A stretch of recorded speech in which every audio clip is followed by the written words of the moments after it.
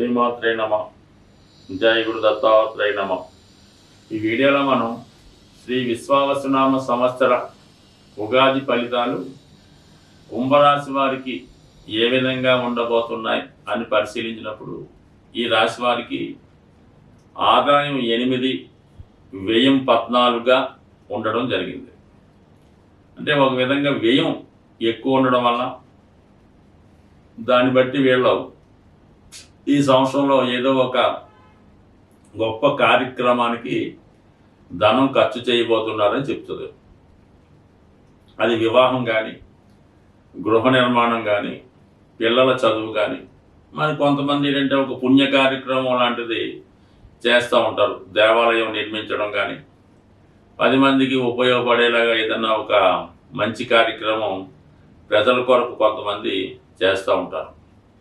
ఎక్కువగా కుంభరాశి వారు కూడా సంపాదించినటువంటి ధనాన్ని ఈ విధంగా మంచి కార్యక్రమాలకి వినియోగించే అవకాశం ఉంటుంది. కాబట్టి కొంతమంది ఏంటంటే పిల్లలు ఎవరైనా అనాథులు ఎవరైనా ఉంటే వారిని చదివించడానికి కూడా ఖర్చు పెడుతుంటారు. కాబట్టి మొత్తం మీద ఖర్చు ఎక్కువయ్యి కొద్దీ ఈ రాశి వారికి పుణ్యం ఎక్కువగా అవుతూ ఉంటుంది. ఆ కారణం వల్ల మొత్తం మీద మీరు ఏదైనా బృహత్తర కార్యక్రమాన్ని చేపట్టాలనుకుంటే అది మీ వారి కోసం కానీ, పై వారి కోసం కానీ అది ఈ సంవత్సరం మీకు అనుకూలించే అవకాశం ఉన్నది. ఇంకో విధంగా మనం ఆలోచించినప్పుడు వ్యయం ఎక్కువ ఉందంటే రుణం కూడా దొరుకుతుంది ఈజీగా.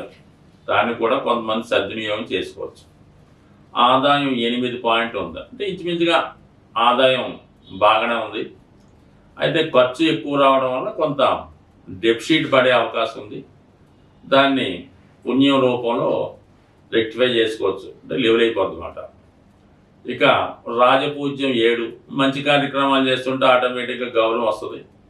అవమానం 5, ఎవరికి మంచి చేయగలడు కాబట్టి మంచి పొందలేని వాడు ఏ విధంగా అయినా సరే విమర్శిస్తూ ఉంటాడో అదే అవమానం. మొత్తం మీద ఈ రాశి వారికి కొంత అభివృద్ధి ప్రారంభమైందని చెప్పుకుందాం. అంటే తిరిగి మీ పూర్వ వైభవాన్ని పొందే విధంగా ఈ సంవత్సరం మీకు ఈ బడ్జెట్ కేటాయించడం జరిగింది. ఇక గోచార ఫలితాలు పరిశీలించినప్పుడు ముఖ్యంగా మరి శని, గురువు, రాహు, కేతువు కుంభరాశి వారికి రాశ్యాధిపతిగా శనిగ్రహంతో పాటు రాహుగ్రహం కూడా ఉండడం జరుగుతుంది. ఈ రెండు కూడా ఒక విధంగా చెప్పాలంటే పాపగ్రహాలుగానే నిర్ణయించడం జరిగింది. అయితే వీళ్ళు కష్టపడి దాన్ని సాధించే ప్రయత్నంలో మరి ప్రస్తుతం ఈ రాశ్యాధిపతి అయినటువంటి శని భగవానుడు మరి ఈ ఉగాది నుంచే ధనస్థానంలోకి మారడం జరిగింది. ధనస్థానం అన్నది ఏంటంటే మరి కుటుంబ స్థానం, ధనస్థానం. కాబట్టి ఒక 5 సంవత్సరాలుగా మీకు ఈ శని భగవానుడు అనేక రకాల పరీక్షలకి గురి చేయడం జరిగింది. మరి ఇప్పుడు మీకు కుటుంబ స్థానం మీదకి రావడం వల్ల ఈ కుటుంబాన్ని అలాగే మీ యొక్క ధన వ్యయాన్ని సెటరైట్ చేసే ప్రయత్నంలో కుటుంబ స్థానంలోకి వచ్చినటువంటి శని భగవానుడు కొన్ని కుటుంబ సభ్యులకు కూడా కొన్ని సమస్యల్ని సృష్టించడం జరుగుతూ ఉంటుంది. అంటే సాధారణంగా ఈ కుటుంబంలో వారికి మీరు సరైనటువంటి విద్య చెప్పించలేకపోవడం, సరైనటువంటి సౌకర్యాలు కల్పించలేకపోవడం, అలాగే కుటుంబంలో మీకు మీ యొక్క కుటుంబ సభ్యులు సరైనటువంటి నడవడిక లేకుండా, సరైనటువంటి సంపాదన లేకుండా మొత్తం అందరూ మీ మీదే ఆధారపడుతూ మిమ్మల్ని చాలా మనస్తాపానికి గురి చేసే విధంగా ఉంటుంది. మరి కొంతమంది ఏదో విధంగా వాళ్ళకి ఏదో ఆదాయం వస్తే వాళ్ళ కుటుంబాన్ని విడిచిపెట్టడం కూడా జరుగుతూ ఉంటుంది. మొత్తం మీద కుటుంబం మీకు సహకరించదు, కుటుంబం మొత్తం మీ మీద ఆధారపడి ఉంటుంది. అయితే ఈ సమయంలో మీకు కొంత కుటుంబానికి దూరంగా ఏదైనా ఒక ఉద్యోగ అవకాశం లాంటిది రావచ్చు.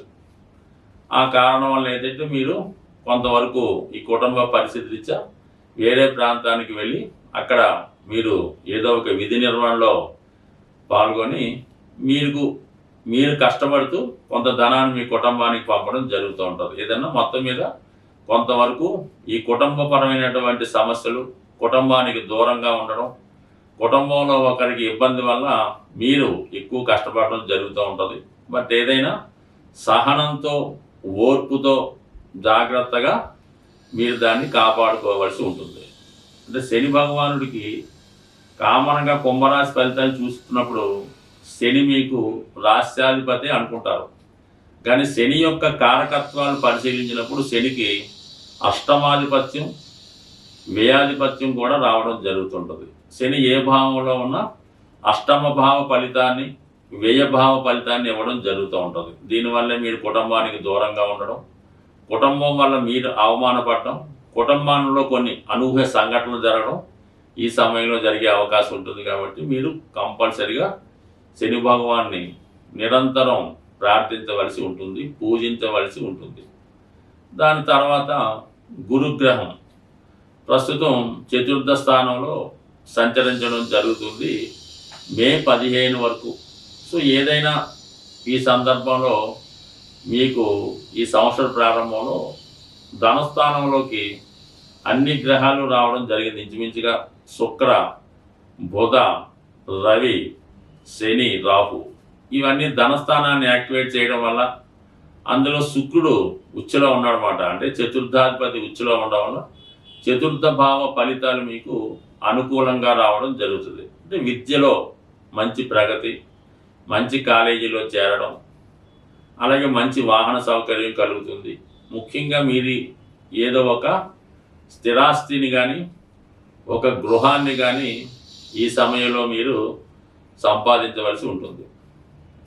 సో దానివల్ల ఏంటంటే మీకు ఏదైనా ఒక స్థిరాస్తి కొనుక్కునే ప్రయత్నం ఈ సమయంలో జరిగే అవకాశం ఉంది. అది కూడా మీ కుటుంబ సభ్యుల సహకారంతో మీరు దాన్ని కొనుక్కోవాల్సి ఉంటుంది. మొత్తం మీద ఒక స్థిరాస్తి ఏర్పాటు చేసుకుంటారు. అలాగే ఒక కొత్త ఉద్యోగ ప్రయత్నం ఫలిస్తుంది. ఇక మిగతా విషయాలు పరిశీలిస్తే మరి మే 15 తర్వాత ఈ గురు భగవానుడు పంచమ స్థానంలోకి ప్రవేశిస్తాడు. అంటే ఆటోమేటిక్గా మీకు కొంతవరకు ఈ పంచమంలో ఉన్నటువంటి గురువు మీలో జ్ఞానాన్ని పెంచుతాడు, పూర్వపుణ్యం యాక్టివేట్ అవుతుంది, సంతానం ద్వారా శుభవార్తలు వింటారు, మీలో ఉన్నటువంటి టాలెంట్ గుర్తింపు రావడం, పంచమంలో ఉన్నటువంటి గురువు భాగ్య దృష్టితో రాశిని వీక్షించడం వల్ల మీరు చిన్న చిన్న బలహీనతల నుంచి బయటపడతారు, కొత్తగా మిమ్మల్ని మీరు సంస్కరించుకుంటారు, కొత్త ఆలోచనలు మీలో అమలవుతాయి. ఒక సాంప్రదాయ వ్యక్తిగా, ఆధ్యాత్మిక వ్యక్తిగా ఒక కొత్త వ్యక్తి మీలో కనబడడం జరుగుతూ ఉంటుంది. బట్ ఏదైనా మే 15 తర్వాత మీలో ఒక మంచి మార్పు రావడం జరుగుతుంటుంది. అంటే ఈ జన్మశని ప్రభావం వల్ల కొంత ఏదో ఒక బలహీనత, ఏదో ఒక ఇబ్బంది మీకు కనబడుతుంటుంది. ఈ గురువు యొక్క మార్పుతో వాటి నుంచి బయటపడి అటు ఆరోగ్యంగా, ఆనందంగా, ఉత్సాహంగా కనబడే ప్రయత్నం చేస్తారు. కొంత దైవ సంబంధించిన లక్షణాలు మీలో కనబడుతూ ఉంటాయి. ఇక రాహు, కేతువు ప్రస్తుతం రాహు ధనస్థానంలో ఉంటూ శనితో కలియడం వలన ఎక్కువ ఖర్చు మీ కుటుంబం మీద రావాల్సి ఉంటుంది. అది ఎక్కువగా ఏదో ఫంక్షన్స్, విందు వినోదాలు, ఏదో ఎంటర్టైన్మెంట్ కార్యక్రమాలు, బంధువులందరూ మీ కుటుంబానికి రావడం వల్ల, విదేశంలో ఉన్నటువంటి బంధువులు మీ కుటుంబంలో కలుసుకోవడం వల్ల చాలా సందడిగా, ఆనందంగా మే 10, 18 వరకు కూడా రాహు ధనస్థానంలో కొత్త కొత్త ఆలోచనలు, కొత్త కొత్త ప్రయత్నాలు జరుగుతుంటాయి. కొత్త సభ్యులు మీ కుటుంబంలో కలుసుకుంటారు, మీ బంధువర్గం పెరుగుతూ ఉంటుంది. మే 18 తర్వాత రాహు స్వక్షేత్రమైనటువంటి కుంభరాశిలో మీ రాశిలోకి ప్రవేశించడం వల్ల మీలో ఒక కొత్త వ్యక్తి కనబడడం జరుగుతూ ఉంటుంది. అప్పటిదాకా ఉన్నటువంటి మీ జీవన విధానం మారుతుంది. ఏదైనా ధైర్యంగా చేసే ప్రయత్నం చేస్తారు. చాలా ప్రయత్నాలు, చాలా పనులు చట్టానికి లోపడకుండా, చట్టాన్ని వ్యతిరేకించి మీ యొక్క స్టైల్లో ముందుకు వెళ్ళడం జరుగుతూ ఉంటుంది. ఏదేదైనా ప్రతి విషయాన్ని మీకు అనుకూలంగా మార్చుకొని దాన్ని క్యాష్ చేసుకునే ప్రయత్నం చేస్తూ ఉంటారు. ప్రతి వాడిని విమర్శిస్తూ ఉంటారు. అలాగే మంచి వాడిని దూరం చేసుకొని చెడ్డవాడిని మీ మిత్రులుగా మారే అవకాశం ఉంటుంది. కాబట్టి కొంతవరకు దాన్ని మీరు పరిశీలించవలసి ఉంటుంది. బట్ అది అప్పటికది రైట్ అనిపిస్తూ ఉంటుంది. దాని తర్వాత ఆటోమేటిక్గా కేతువు సప్తమ స్థానంలోకి రావడం వల్ల కొన్ని అనుకోని వింత వ్యక్తులు మీకు పరిచయం అవుతారు. వారి యొక్క సాహసంతో కొన్ని కొత్త ప్రయత్నాలు చేయడం జరుగుతుంటుంది. ఒక విధంగా ఒక గొప్ప మార్పు మీ యొక్క పరిచయాల్లోనూ మీ సర్కిల్లోనూ జరుగుతుంది. అయితే వివాహ జీవితంలో కొన్ని అనుకోని ఇబ్బందులు అవాంతరాలు వచ్చే అవకాశం ఉంది. ముఖ్యంగా వివాహ ప్రయత్నాలు లాంటివి వాయిదా పడే అవకాశం ఉంటుంది. స్వస్తి. సాధారణంగా గ్రహాలకి మనం పరిహారాలు చేస్తున్నప్పుడు ఒక విధంగా జలతత్వంలో ఎక్కువ గ్రహాలు ఉన్నప్పుడు కానీ ఆ జలతత్వంలో ఉన్నటువంటి గ్రహాలు మనకి వ్యతిరేక ఫలితాలు ఇస్తున్నప్పుడు అభిషేకం ద్వారా మనం ఆ గ్రహాన్ని పరిహారం చేస్తే 100% ఆ ఫలితం తొందరగా రావడం జరుగుతుంది. ఇప్పుడు మనకి ఈ మీనరాశిలో 6 గ్రహాలు ఉండగా ఈ సంవత్సరం ప్రారంభమైంది కాబట్టి అందులో మిత్రగ్రహాలు ఒకటే ఉంటే పర్వాలేదు, శత్రుగ్రహాలు కూడా ఉండడం వల్ల అంటే శుక్రుడికి రవికి వ్యతిరేకత, శనికి రవికి వ్యతిరేకత, ఈ విధంగా ఒక రాశిలో ఈ పాపగ్రహాలు చేరినప్పుడు ఆ భావం యొక్క ఫలితాన్ని సంపూర్ణంగా నాశనం చేయడం జరుగుతూ ఉంటుంది. మరి ఆ కారణం వల్ల ఈ ద్వాదశ రాశుల వారికి కూడా ఈ రాహువు శని రవి వ్యతిరేక ఫలితాలు ఈ సంవత్సరంలో ఇస్తున్న కారణంగా మరి మీరంతా కూడా అభిషేకం ద్వారా మీరు గ్రహాలకి పరిహారం చేసుకోవచ్చు. అంటే ఇన్ని గ్రహాలకి మీరేమీ పరిహారం చేయక్కర్లేదు. అందరికీ ఆదిదైవమైనటువంటి శివునికి మీరు జలంతో అభిషేకం చేయడం వల్ల మీకు ఎక్కువగా గ్రహశాంతి జరిగే అవకాశం ఉంటుంది. అలాగే మీరు ఏదైనా ఒక పుణ్య నది స్నానం ద్వారా ఖచ్చితంగా ఈ గ్రహాల యొక్క ఫలితాల నుంచి అంటే పాప ఫలితాల నుంచి బయటపడే అవకాశం ఉంది. కాబట్టి మరి విధి విధానంగా అన్ని రాశుల వారికి సులభంగా మీరు పరిహారం పొందాలంటే ఒకటేంటంటే శివుడికి మాస శివరాత్రి రోజు అభిషేకం చేసుకోవడం, అవకాశం ఉన్నప్పుడు పుణ్యనది స్నానం చేయడం ద్వారా మీరు పునీతులయ్యే అవకాశం ఉంది.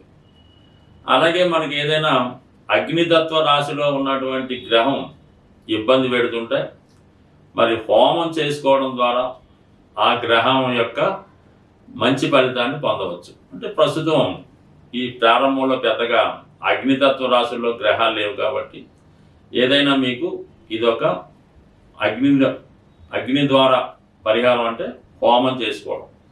అయితే భూతత్వ రాశులైనటువంటి వృషభం మకరం కన్య రాశుల్లో పాపగ్రహాలు ఉన్నప్పుడు వాటి పరిహారం నిమిత్తం మీరు మరి దైవానికి ప్రసాదాలు పెట్టడం ద్వారా పరిహారం పొందొచ్చు. ఒక విధంగా అన్నదానం ద్వారా మీరు ఆ గ్రహాల యొక్క అంటే ఆ రాశి యాక్టివేట్ అయితే ఆటోమేటిక్గా అందులో ఉన్నటువంటి గ్రహం మంచి ఫలితం ఇస్తుంది. కాబట్టి మరి కేతుగ్రహ అనుగ్రహం కోసం అన్న సంతర్పణ ద్వారా అన్నదానం ద్వారా ఫలితాన్ని పొందొచ్చు.